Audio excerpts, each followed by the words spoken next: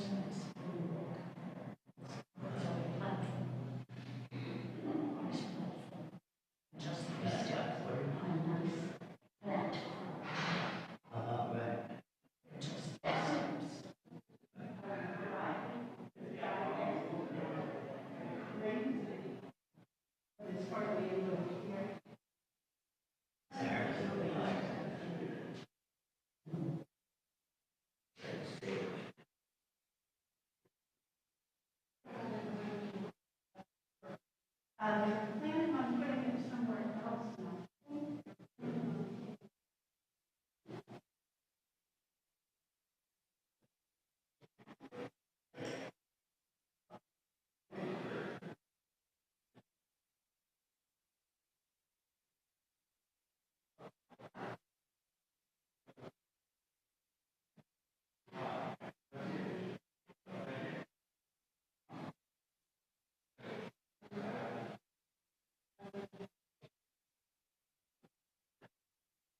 I don't know whether it's flat enough to even add it. No, I guess, yeah, they could do it all here.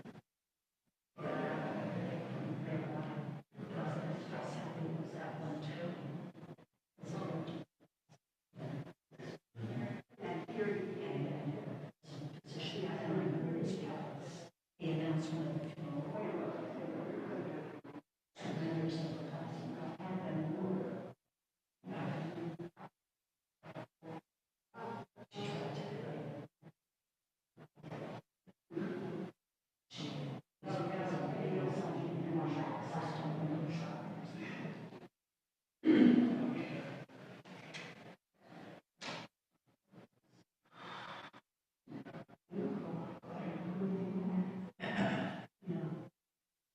Where would you like to sit? Do you want to be in the midst of it or back? I know where you like to sit.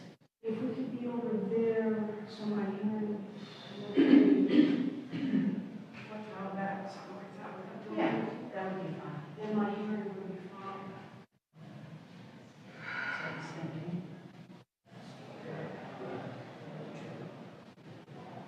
Good morning.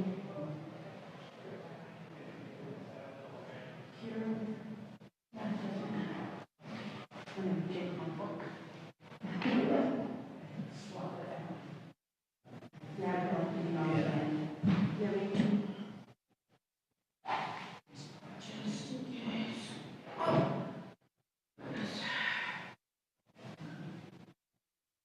So quite a few people there. Yeah.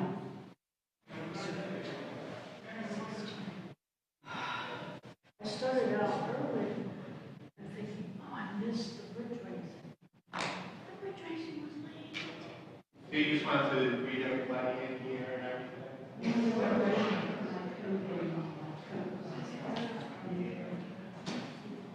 Hey, look, I'll be right back here. Find out who's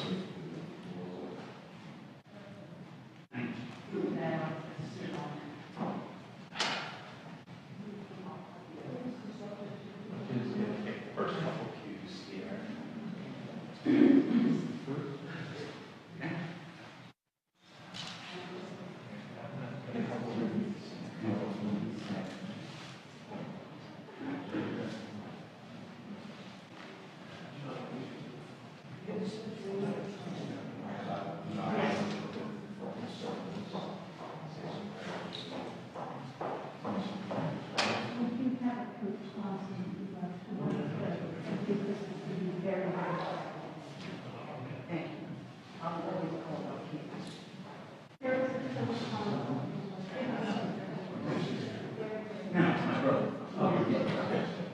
That's it.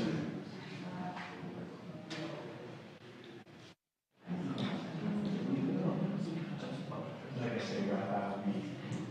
Body starts.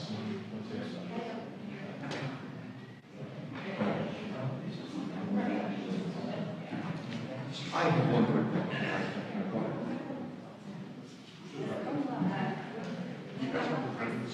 I just.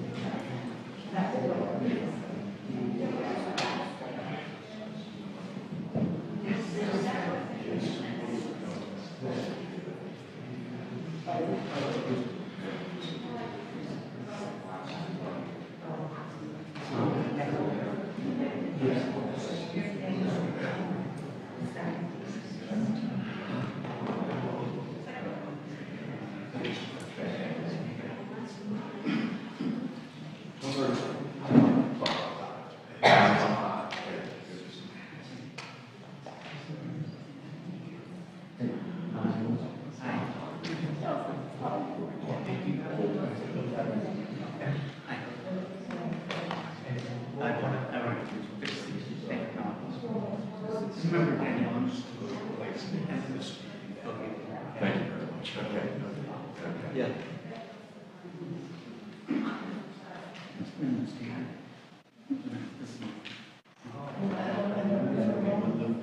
No, no, stand right there. Hey, folks. Hey. Good to see you. Thanks. There you go. Good to see you.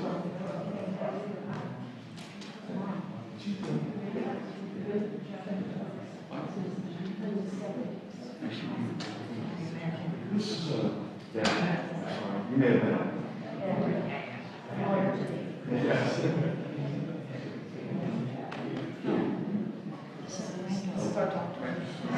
My daughter. Yes. Yeah.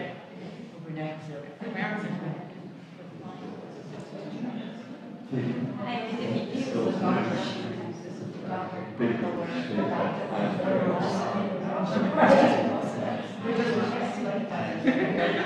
We've been friends since.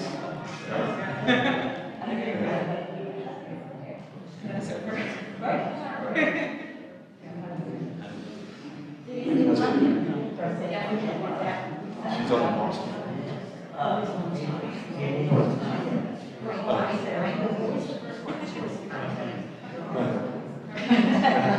Yeah, he's 27.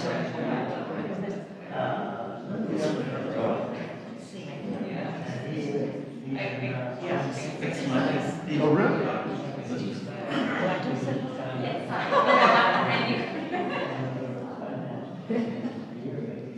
What'd you do? Oh, really?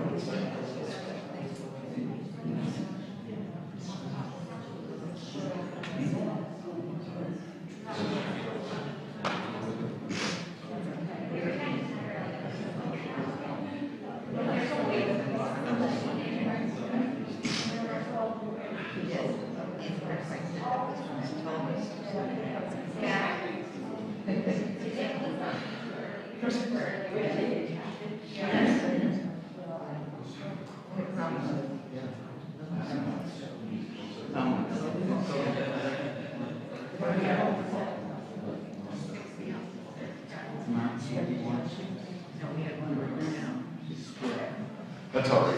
You're a death. Good to see you. I haven't seen one of those movies. It was about March. Oh, I'm sorry.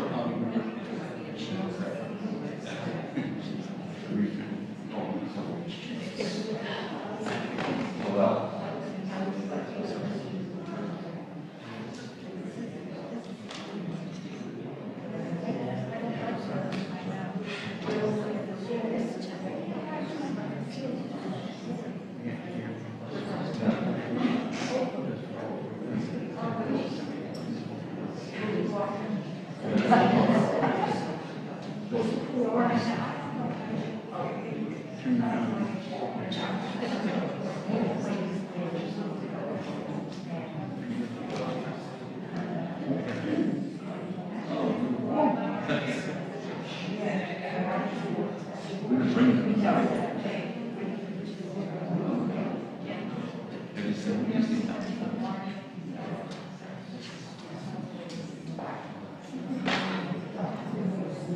Yes, you did, Dennis.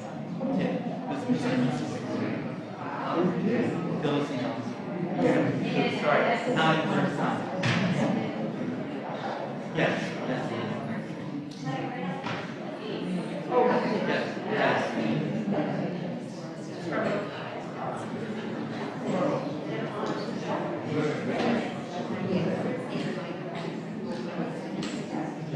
Oh, you're 90. You're 90. You're 91? Yeah. I know you guys. I know.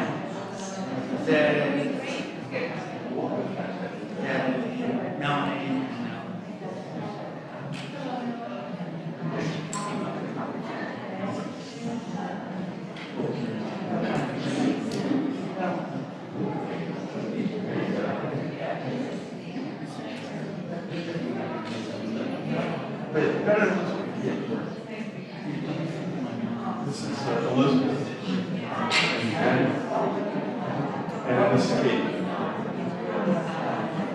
And Savannah. We haven't met.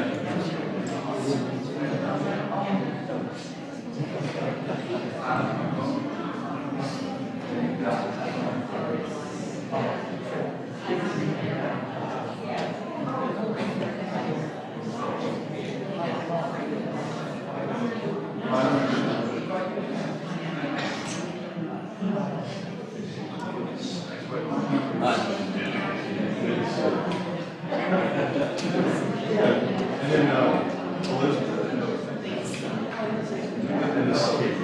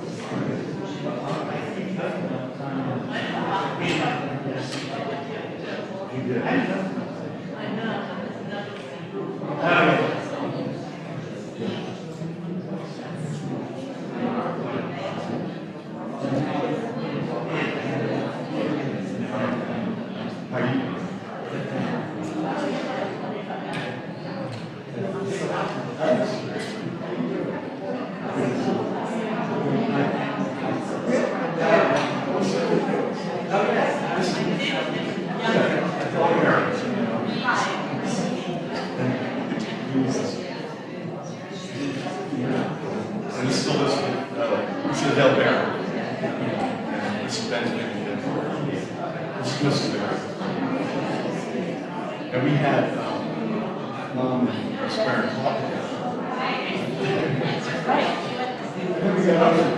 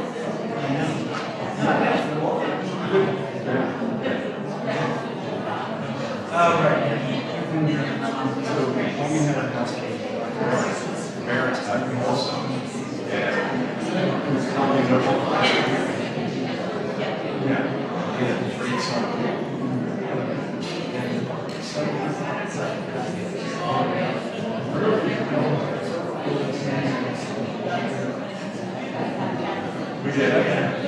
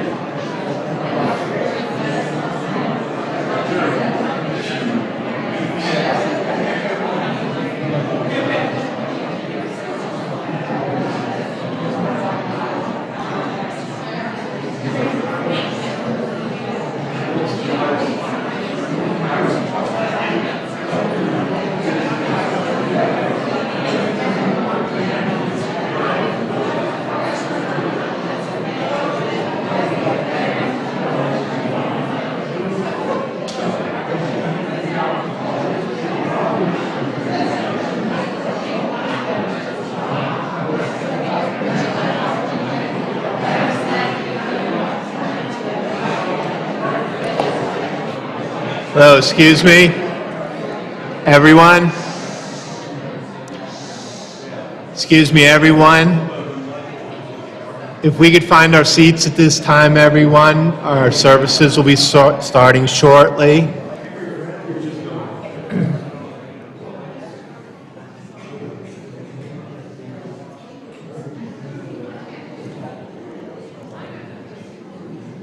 Excuse me, everyone, if we can find our seats at this time, our services will be starting shortly.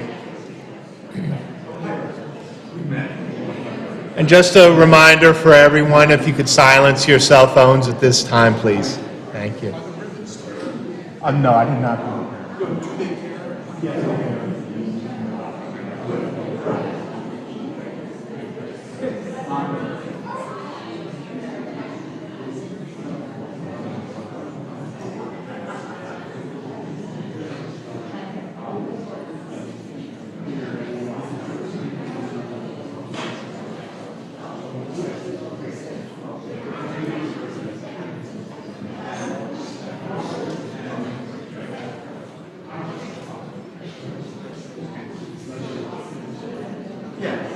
Good. Genuine.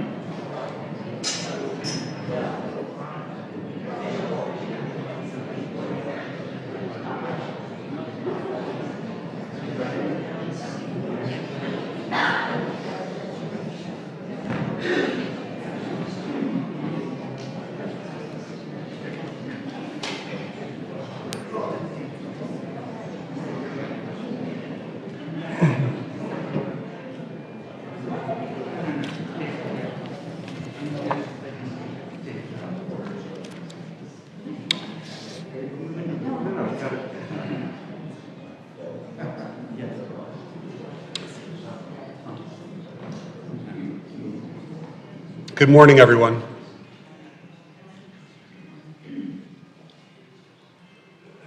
I feel like I'm hearing the sound of chimes. So it's possible someone has their phone on.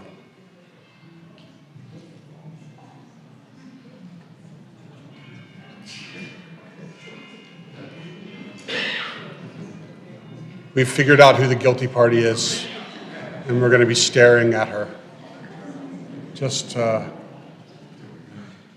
Okay. Just as a reminder, if everyone would please make sure their cell phones are turned to the silent or vibrate position, it'd be great. We'd be grateful. Welcome. My name is Rabbi Ari Goldstein. Welcome to Temple Beth Shalom, for those of you who are unfamiliar. And I think I speak for most here in this sanctuary when I say that this really is a difficult time. We kind of join in one voice in deeply, deeply missing a very, the speakers, the microphones up. We have hearing-assisted devices in the lobby if you need it. Hope you can hear me, yes? Yeah. We are all troubled. And this happened very quickly for us. And there was a moment when we were truly heartened by an improvement in his condition and then struggled with where we are now. And I feel as if I shouldn't be here on the bima in this moment of memory for Herb. Instead, I should be calling Herb or Sally on my phone and saying, you want to sneak away and play a round of golf together? Or I feel like we should be getting a vanilla milkshake instead of being here. And I think it's because we know that there are some people in this world who are well-liked, and then there are some people in this world who are well-loved. And Herb was one of those people who was well-loved. This kind and gentle, and I know that perhaps Doug and Steve and Sally, you may have different memories of not always the most cheerful. You may have memories of, from time to time, a cranky person, but our memories are not like that. Our memories are just of sweetness and generosity and gentleness and thoughtfulness. And we join here together in sadness because a special, special human being has been taken from us. And mourning is the price we pay for having the courage to love. Even in grief, we know that the wonder of human life is very complex. And it's too magnificent for us to just consider our loss and for us to just consider what we don't have and the pain that we're in. The gifts of Herb's spirit, they can't be measured or weighed. And they can't be lost or even tarnished over time.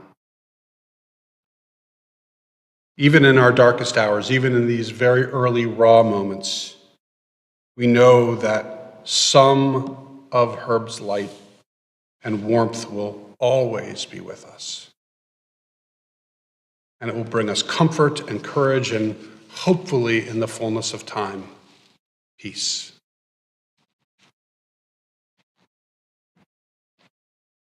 Psalm 16 begins, Shiviti Adonai lenegdi tamid. I've set the eternal always before me. God is at my side, I shall not be moved. Therefore does my heart exult and my soul rejoice. My being is secure, for you will not abandon me to death, nor let your faithful ones see destruction. You show me the path of life, your presence brings fullness of joy. Enduring happiness is your gift. Indeed, death has taken Herb. Our friends grieve in their darkened world. In their silence, there is lamentation, and there's loneliness as well. And lost in their sorrow, may they find the loving presence of friends. See, for Herb's love, which united us in life and which death cannot sever, and for his companionship that we shared along life's path and which continues through the tenderness of memory, and for the gifts of his heart and his mind, which brought us joy and happiness and which is now a precious memory. For all these and more, we give our thanks. Psalm 1, it begins, Ashrei ha'ish asher lo halach ba'atzat risha'im. Happy are those who have not followed the counsel of the wicked or taken the path of sinners or joined the company of the insolent. Rather, the teaching of God is his delight, and he studies that teaching day and night. He's like a tree planted beside a stream of water that yields its fruit in season, whose foliage never fades and whose fruit always flourishes. That was, again, Psalm 1. And Psalm 23, the most well-known, the one that speaks of God as a shepherd. You know, before I share this psalm with you, I have been known from time to time to add a little context to these words, and allow me to do so here. You see, the author of the Psalms, we think, was David, as in the person who would become King David, but at the time he was just David. And Herb would have known all this because he would come to my Torah study class and knew this story well. But Saul was pursuing him because he thought that David was trying to usurp the throne. And David was hiding out in a cave in a place called Ein Gedi. And why do I tell you this? Because Herb was in Ein Gedi with Sally, of course, not once, but more than once. I know that he went with Rabbi Weinblatt to Israel, and I know that because I spoke with Stuart just this morning, who wanted me to pass along my condolences. But I know that Herb and Sally joined me in Israel, and there we were in the caves, or right alongside the caves of En Gedi, on the shores of the Dead Sea. And it was at that place that David wrote a psalm, or many psalms, and one of them spoke about God as a shepherd for him. And why?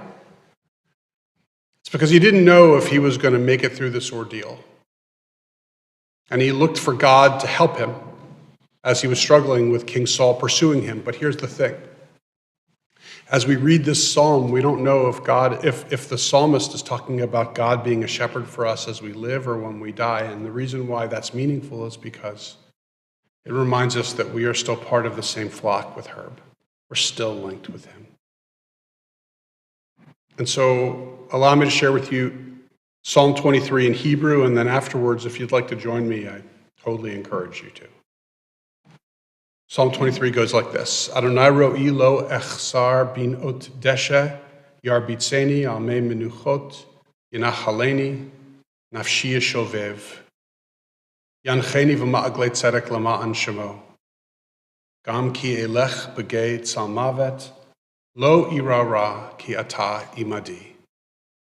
Shiftecha u'mishantecha hema yinachamuni, ta'aroch lefanai shochan neged zorai, Ishanta v'shemen roshi kosi rivaya. Ach tov v'chesed yirdefuni kol yimei chayai. V'shavti b'veit Adonai la'orech yamim. Again, in English, please join me if you know it.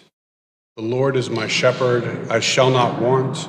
He maketh me to lie down in green pastures. He leadeth me beside the still waters. He restoreth my soul. He guideth me in straight paths for his name's sake. Yea, though I walk through the valley of the shadow of death, I will fear no evil, for thou art with me. Thy rod and thy staff, they comfort me.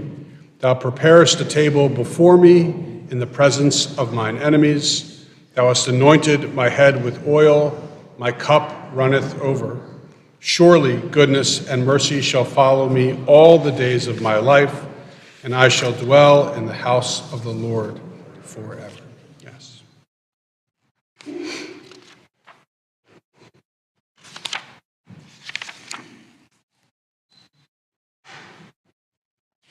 Psalm 121 starts this way. Esa enai el heharim me'ayin yavo Ezri.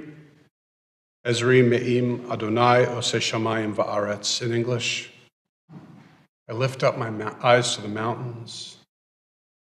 What is the source of my help? My help comes from God, who is the maker of heaven and earth.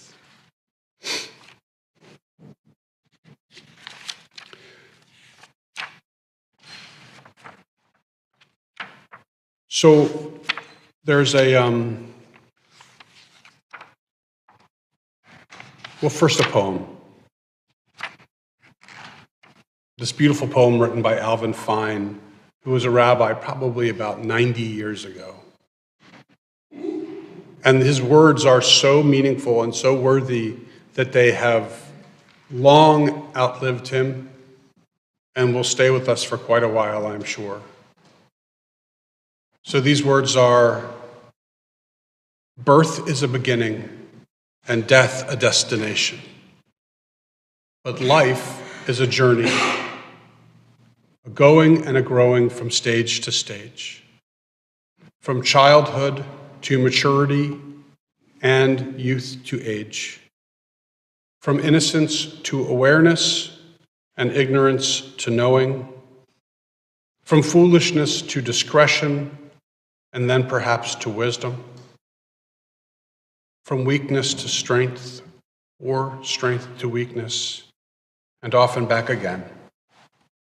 From health to sickness, and back we pray to health again.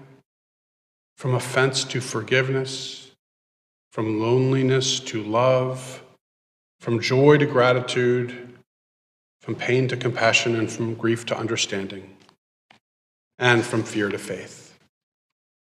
From defeat to defeat to defeat, until looking backward or ahead, we see that victory lies not at some high place along the way, but in having made the journey. Stage by stage, a sacred pilgrimage. Birth is a beginning, and death a destination. But life is a journey, a sacred pilgrimage made stage by stage, from birth to death to life everlasting. So, for the time being, just one final expression from our tradition. And it's about Job.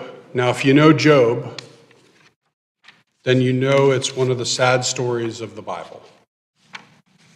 Here was Job, this kind, loyal, even obedient man. He had a family, and he had a farm, and he had sustenance, and he had resources at his disposal. And what did he do?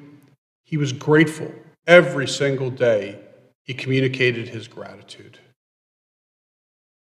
And at one moment, there was this argument, and the question was, is Job just a good person, or is he only a good person because of all the stuff that he has? And they wanted to find out. And so they took away everything from Job. They took away his family, his health, his resources, his home, everything they took away from him. And in his sorrow, Job cried out, Adonai natan v'Adonai lakach, yehi shem Adonai mivorach. And those words mean God is given, God is taken away, blessed be the name of God. We are an ancient people, well acquainted with grief and with the valley of shadows. Death and sorrow are not strangers to us. And yet, the centuries have taught us that a good name endures beyond the grave, and that there's strength in faith. And so with Job, and like Job, we say, Adonai Natan. Oh God, you gave us Herb, a cherished, cherished loved one. And for all that was good and enduring in his life, we offer the deepest thanks of our hearts. And yet we also have to say, Adonai lakach.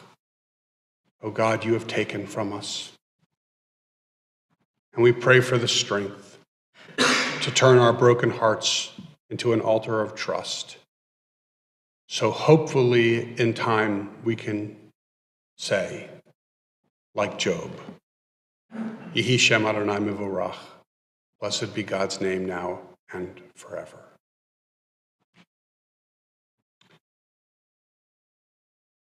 So I know that many people here have such fond memories of Herb and personal stories to tell. And please know that the family would love to hear them.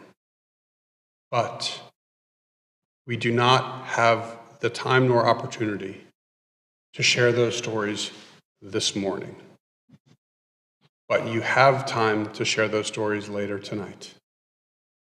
At the Shiva, when the family will be gathering and will want to hear your stories. But for now, I'd like to invite Douglas to join us here on the Bima to share some words about his father and some memories that he has.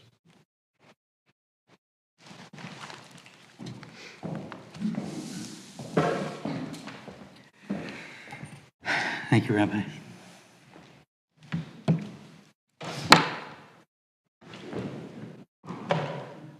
On behalf of my dad, Herb, my mom, my brother, and everyone here. It's so warming to see so many of you that have known my mom and dad, some for a few years and some up to 75 years. My dad has known since high school, and he's here now. And one is down in Florida watching with us now. It's so nice to see everybody. It was just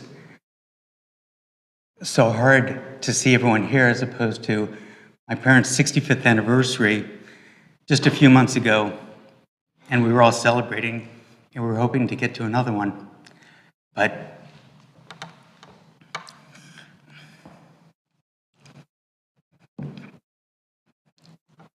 my dad will be in our hearts and mine.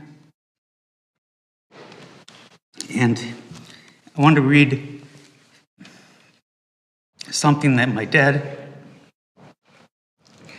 first gave to me through a book by John F. Kennedy called Profiles in Courage, who wrote a number of stories about people that had either difficult times or good times, but persisted. And the quote was from Teddy Roosevelt, I think, and I don't know the exact date, but around 1906. It was called The Man in the Arena. And this is important to me because he spoke about this frequently. And my dad always would said that in your heart and your core, you're there from when you're very young, when you're born, and that stays throughout your life. But when you're 20 or 40 or 60 or 80, your goals and dreams, many of them stay the same and many of them will change. And that's what my dad was so beautiful about, because he was so dynamic in the things that he'd like to do, whether it was golf or being with my mom or grandchildren or my brother or myself.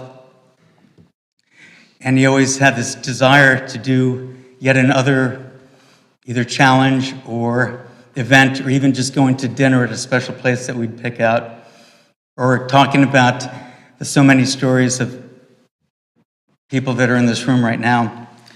I'll take a few moments just to read this because it's something that I wrote in my medical school application, and I recently spoke to my son Zachary about this, who wish he could be here as well. And what Teddy Roosevelt said was, it's called The Man in the Arena. It is not the critic who counts, not the man who points out how the strong man stumbles, or where the doer of deeds could have done them better. The credit belongs to the man who's actually in the arena, whose face is marred by dust and sweat and blood, who strives valiantly, who errs, who comes short again and again, because there is no effort without error and shortcoming, but who knows actually strive to do the deeds, who knows great enthusiasm, the great devotions, who spends himself in a worthy cause, who at best knows in the end the triumph of high achievement, and who at the worst, if he fails, at least fails while daring so greatly, so that this place shall never be for those cold and timid souls who neither know victory nor defeat. And in a nutshell, that was my dad.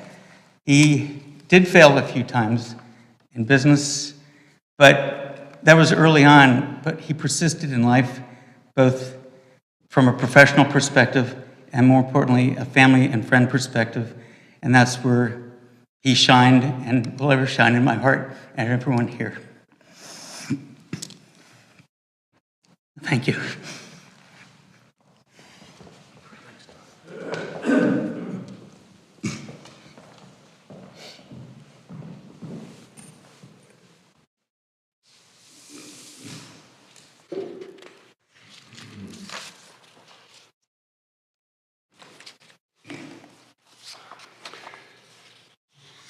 So, a quick story. So there was a gathering of villagers congregated together, and it's because they knew that there was going to be an important meeting, and whenever that happened, this is back during the time of the Talmud, I don't want to say it's happening now, but that the rabbis would get this seat, these seats, honorary seats in the front, and everyone would have to sit kind of behind them. And on one occasion, Rabbi Nachman took a seat in the rear of the hall and not in the front row. And one of his colleagues spotted him and called out, "Rabbi Nachman, come closer to the front and take your seat in one of the prominent seats that are here. Because a man of learning like yours should not be seated in the back of the hall." And Nachman said, "Thank you for the invitation. While it would be an honor to sit with you, I am content with where I am. Because it's not the place that gives honor to the person, but the person that gives honor to the place." And I think to myself about Herb, and I think that he was a man who brought honor to every single place that he went to. And to be in Herb's presence, you felt something special. And I know, by the way, that many of you know Herb from different capacities. A lot of people here have known Herb as an adult. Some here remember him as a kid. Some have the distinction of knowing him for the vast majority of his life. But I'm going to share with you some of the things about Herb's life, and I hope and assume that many of these things will be new to you. So let me share with you that Herb was born in Brooklyn. And his family had I guess it'd best be described like a stationery store, and inside of that stationery store there was like a soda fountain or like a luncheonette set up. And so you could go, you could buy stationery, you could also get a chocolate malt or a milkshake. There, by the way, from legend has it, it was the beginning of Herb's love affair with vanilla milkshakes.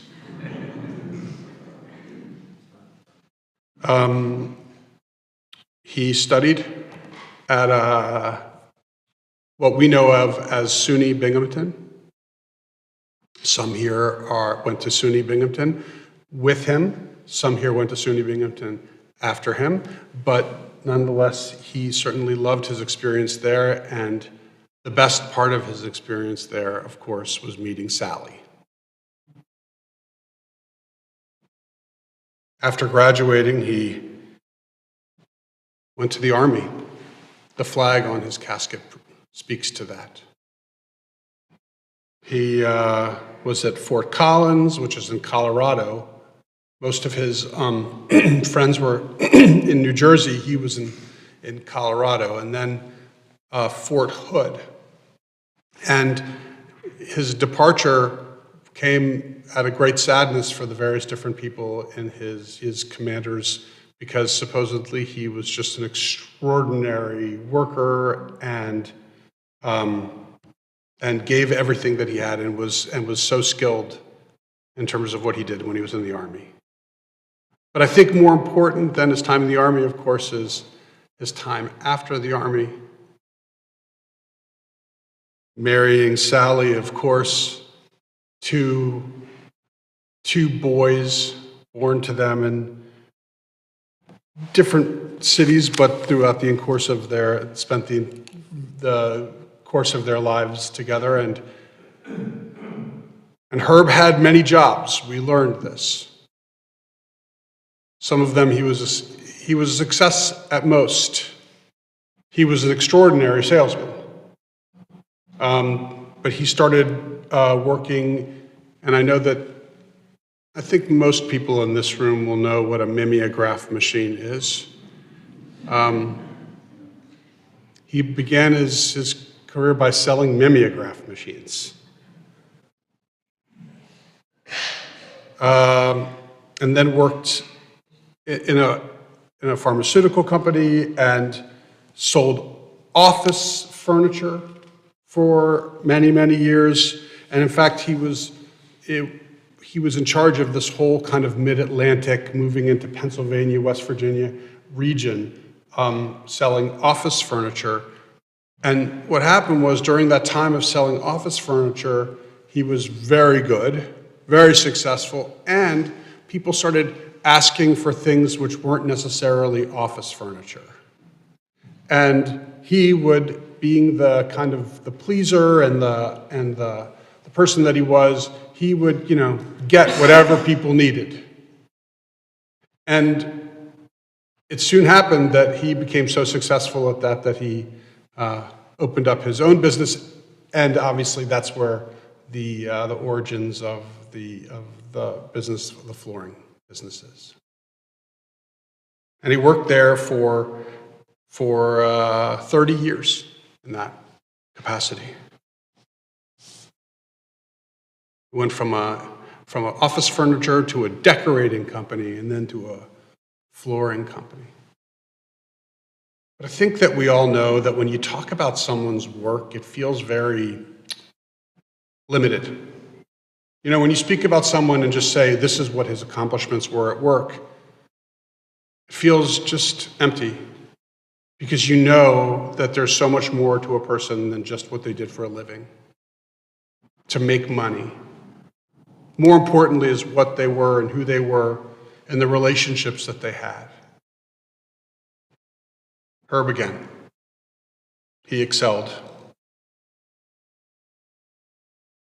Described as being, generally speaking, in a good mood. That was intentional by Sally. And she said, yeah, he's most of the time in a good mood. Because we know him as always being in a good mood. But then I guess it's a dose of reality.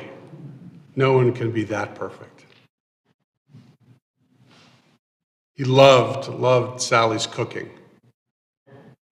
Even if Sally didn't even love her own cooking, he loved her cooking, and would be planning out the next thing that she would be cooking for him at the previous meal. And in fact, and again, another one of the cute stories was when it was shared with me that he would, nobly try to go in and help, only then to then proclaim that he's just getting in the way, and then he would leave. That was his way of getting out of doing any of the work. But he loved her cooking, but loved going out to eat. It was a joy for him to go and socialize, be with friends, be with people, connect with people. Sally and he traveled the world together. I know it. I was with them on one of those trips. Others in this room were on that trip too. But I believe Israel is just, basically 2% of the world traveling that he did. I think that they visited over 45 countries. It's extraordinary. And I love the story about Herb would just shower Sally with gifts, jewelry. I asked her, I was like, how did he know what to get you? Because I'm always scared. I'm like, oh my God, they won't like this. Not Herb. He knew exactly what she'd want. And as a father, I learned just how motivating he was, and loving he was, and interested he was. And he taught, not just by his actions, but by his words also, about what it means to be accommodating. And just how excited he was. And you felt it too. That whenever, there was someone achieved, he was excited for their achievements. He taught his kids how to sail. He didn't know how to sail. But he felt like, here we are living in this area, you got to know how to sail. He taught him how to sail. He taught himself and Sally, they learned how to ski. He was in his upper 50s, I think almost 60 years old, he was putting on a pair of skis for the first time. It's because he knew that the family loved it, so he wanted to participate. It was kind of he had he had an adventurous spirit. There was another great story that I heard that was I think it was on Stephen's 5th birthday. He just saluted his way onto Andrews Air Force Base. Right? Now again, I guess you could do that back then, but he literally just, with enough salutes, you can get your way just about anywhere. He saluted his way onto Andrews Air Force Base to watch the jets taking off from the runway. I love that story. Although I don't mean to get deep into the family drama here, but there is a question as only one person remembers that story in the family. But I love that story enough that I'm telling that story no matter what. We know about some of the other things that Herb loved, right?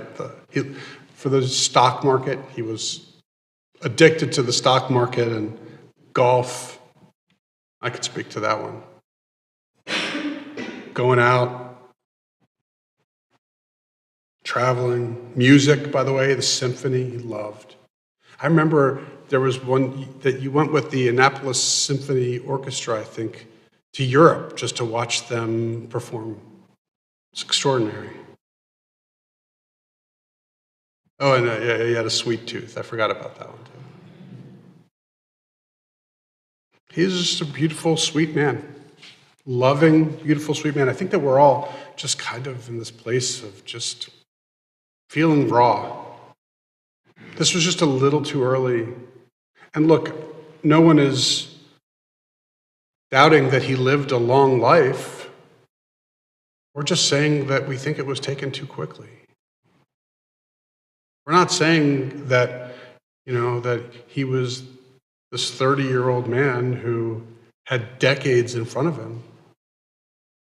We're just saying that he had so much to contribute, and that he was contributing so deeply in terms of his mind and his heart and his love that it was just this happened too quickly for us. Wherever he went, he made the place, just like what Rabbi Nachman said. He was this happy human being and very smart, and I learned also about how organized he was. And he was helpful, and he was extroverted. He could make friends so easily.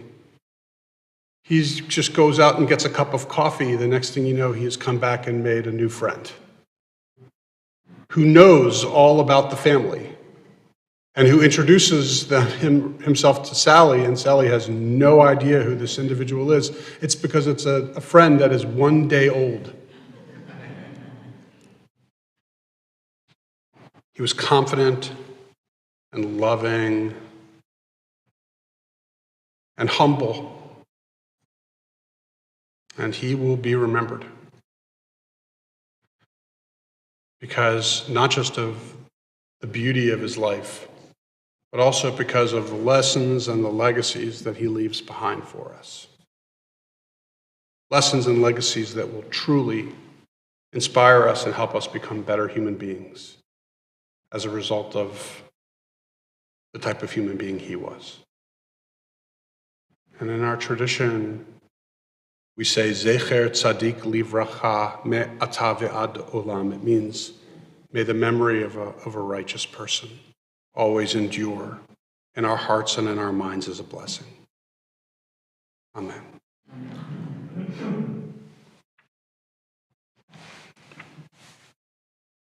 There is, as you know, We are going to be going to the cemetery after the service privately. But of course, we hope that people will join with the family tonight at Shiva at their home. But we'll be going to the cemetery privately. And at the cemetery, it's customary to utter the words of the Kaddish, our mourner's prayer, for the first time. And so we will be doing the Kaddish for the first time at the cemetery. However, here in the sanctuary, it is appropriate and customary to share the words of one other prayer called El Malay Rachamim. This is a prayer in which we ask God to comfort Herb and guide him on his journeys, to be a protector for him and to be a companion for him. It's a prayer that we personalize for Herb. We insert his Hebrew name into the blessing. Herb's Hebrew name was Tzvi Herschel. And so I'll be inserting his name into the blessing. And for this prayer of El Malay Rachamim, it's customary for everyone to be standing, and so I'd like to invite you to please rise.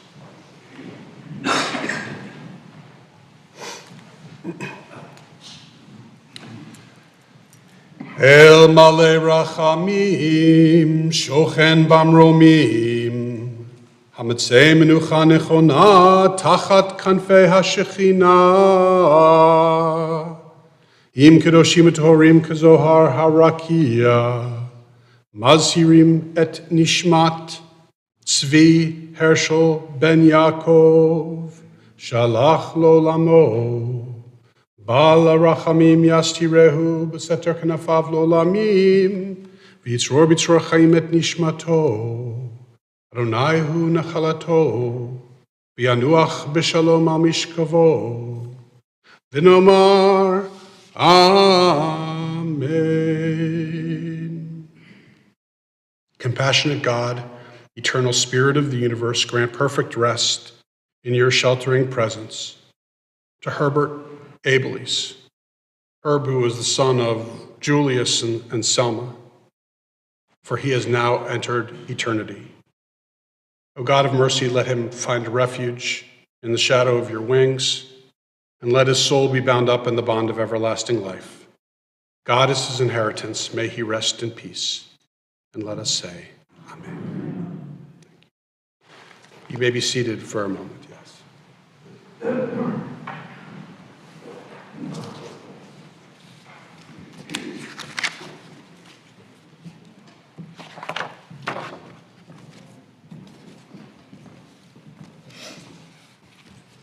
At this time, if I could have the honorary pallbearers please step forward.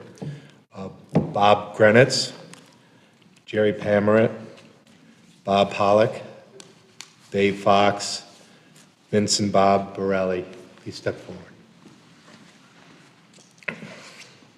And if everyone would please rise.